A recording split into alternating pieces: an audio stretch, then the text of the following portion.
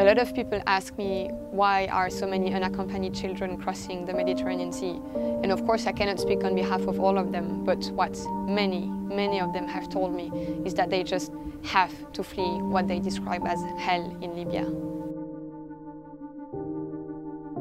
My name is Julie and I work as Humanitarian Affairs Officer on board Geo Barents, the search and rescue vessel of MSF in the central Mediterranean. Every time I arrive on deck, my first thought when I see those hundreds of people just being there is how glad I am that they are alive.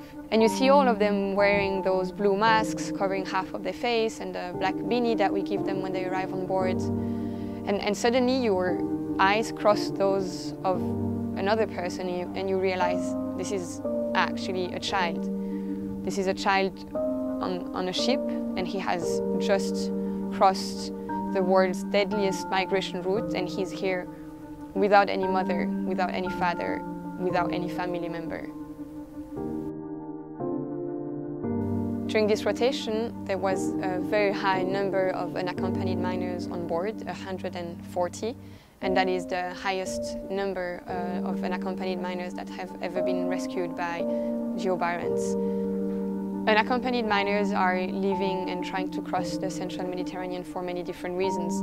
I heard many telling me that they're trying to escape from forced enrollment in the army. Some are fleeing from conflict and war. But what definitely all of them have in common is that whatever the reason why they left, they all go through Libya, where they face abuse, extortion, sexual and physical violence.